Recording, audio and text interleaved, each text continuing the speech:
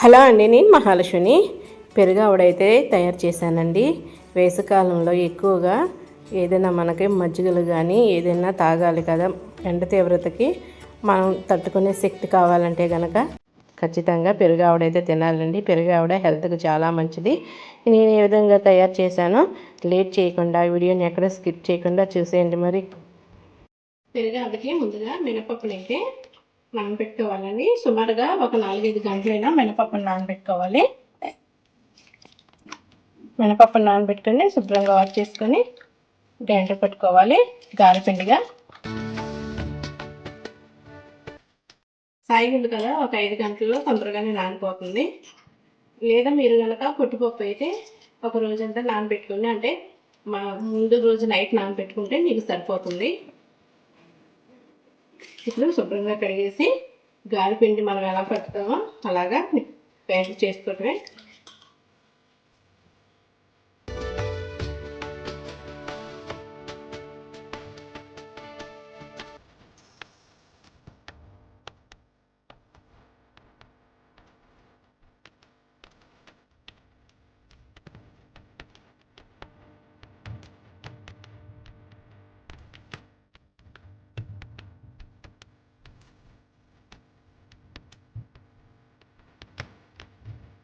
పెరుగు అవ్వదు కదా మనం వేసేది, అందుకని దీంట్లో నేను పచ్చిమిర్చి, అల్లం పేస్ట్ అలాంటివి ఏమి వేయట్లేదండి.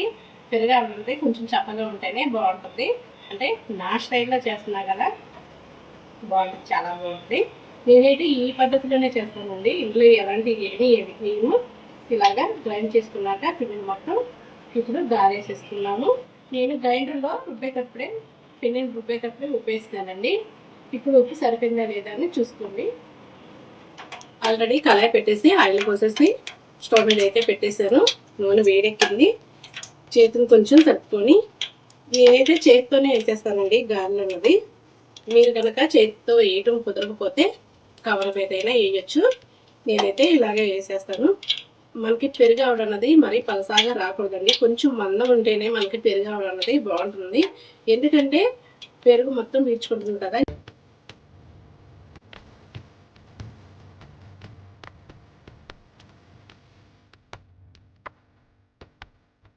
గారి సాధ్యమైనంత వరకు కొద్దిగా లావుగానే ఉండాలండి.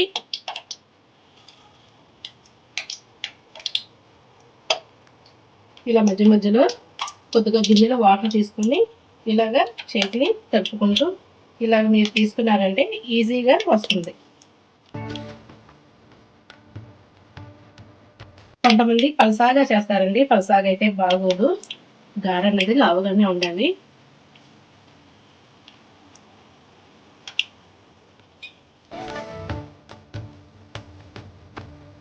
ఇప్పుడు ఒకవైపు కాలినాయి కదండి, రెండవ వైపు తిప్పుకోండి. చూసారా ఈ విధంగా కాలిందిగా, రెండవ వైపు తిప్పుకోవాలి. మంట మిడిల్లోనే పెట్టుకోండి. అప్పుడు లోన చక్కగా ఉడుకుతుంది గారె అన్నది. మంట స్పీడ్ ఎక్కువ పెడితే పైపైనే ఉడుకుద్ది, లోన ఉడుకుతుంది.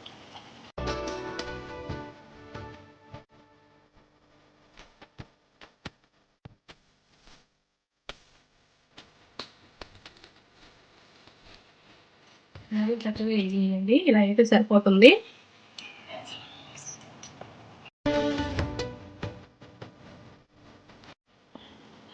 మళ్ళీ ఫస్ట్ చూపించిన విధంగానే ఇలాగే చేసేసుకోండి మొత్తం.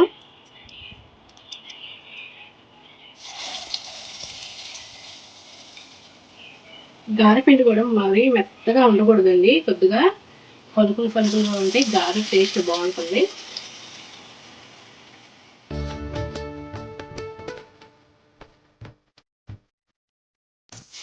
కళాయిలో సరిపడా వంక వేయండి. మంట ఎప్పుడు మిడిల్లోనే పెట్టుకోండి.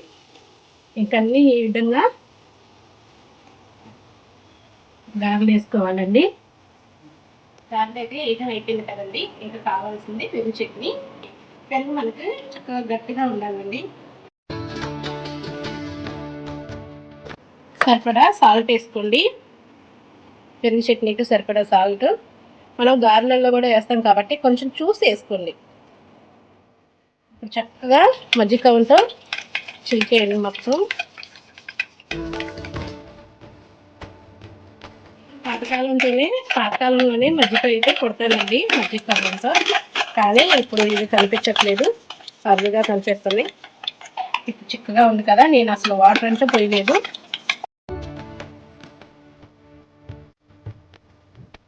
కొద్దిగా వాటర్ పోసుకోండి.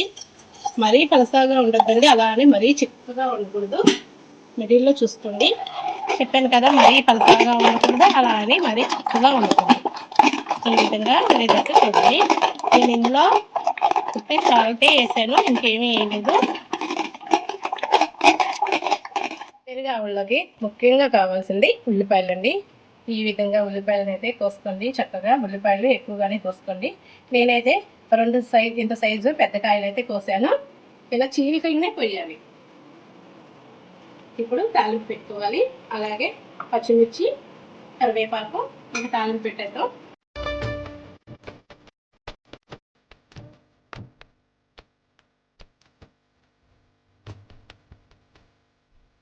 అలా పెట్టినాక సరిపడా ఆయిల్ పోసుకోండి.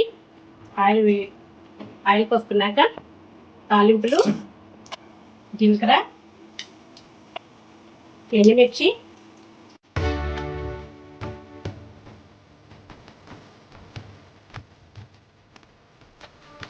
అలాగే కట్ చేసి పెట్టుకున్న ఉల్లిపాయ ముక్కలు, పచ్చిమిర్చి ముక్కలు, కొంచెం ఉల్లిపాయలు అనేది మగ్గాలండి నూనెలో.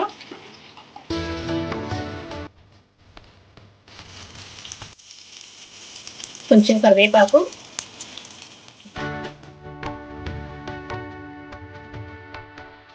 సాల్ట్ వేసుకోండి. మనం ఆల్రెడీ పెళ్లి చట్నీలోనూ వేసాము, అలాగే గారెలలో కూడా వేసాం కాబట్టి సాల్ట్ కొద్దిగా వేస్తుంది. అలాగే 1 స్పూన్ పసుపు. పెరుగులో వేసేయకూడదండి పసుపు అన్నది, చేదు వస్తుంది. ఇలాగా మనం నూనెలో ఉల్లిపాయలు మగ్గించేటప్పుడు వేస్తే కొంచెం పచ్చివాసన అన్నది పసుపు అవుతుంది. ఇప్పుడు స్టవ్ కట్టేసుకోవాలి. ఇది పూర్తిగా కొంచెం చల్లారాలండి, వేడి పోసేసేయకూడదు, ఎందుకంటే మజ్జిగ ఇరిగిపోతుంది కాబట్టి కొద్దిగా చల్లారాలి. చల్లారిందండి. ఇప్పుడు చల్లారినాక మనం ముందుగా చేసి పెట్టుకున్న పెరుగు చట్నీలో వేసుకోవాలి. వేడి ఎప్పుడు వేయకూడదండి, ఎందుకంటే పెరుగు అనేది ఇరిగిపోతుంది. అందుకని మనం తాలింపు చక్కగా చల్లారినాక కొద్దిగా వేసుకోవాలి.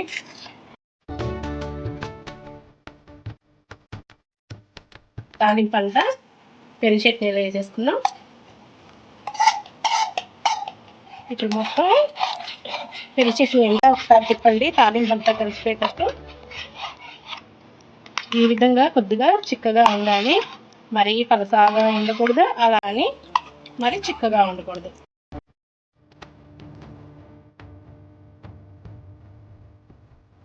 ఇప్పుడు ఇది రెడీ అయిపోయింది కదా, పెరుగు చట్నీ అయితే రెడీ అయిపోయింది. ఇంకా పెరుగావడ పెడదాము.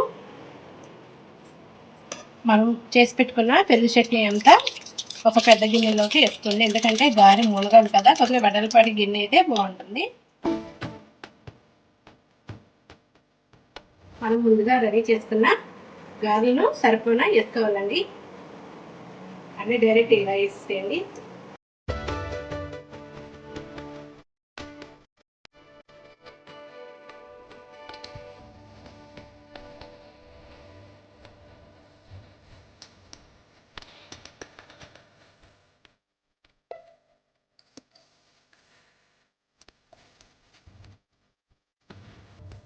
ఇలాగా గంటితో ఇలాగా అంటూ ఉండండి, సరిపోతుంది. తర్వాత గారె మొత్తం పెరుగు చట్నీని పిచ్చేసుకుంటుంది.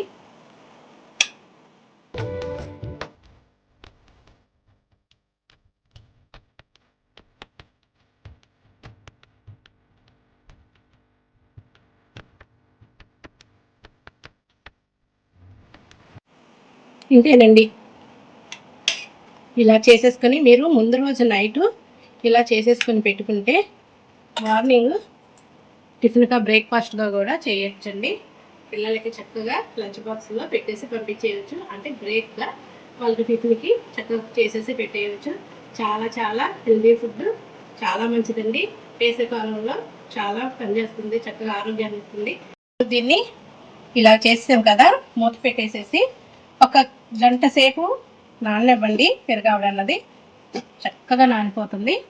నెక్స్ట్ మీకు చూపిస్తాను. గంట తర్వాత పెరుగావిడ ఏ విధంగా ఉందో చూపిస్తారండి. నేను చక్కగా పెరుగావిడ అన్నది చక్కగా ఉంది చూసారా. పెరుగు మొత్తం గారెకి మిక్స్ చేసుకుంది.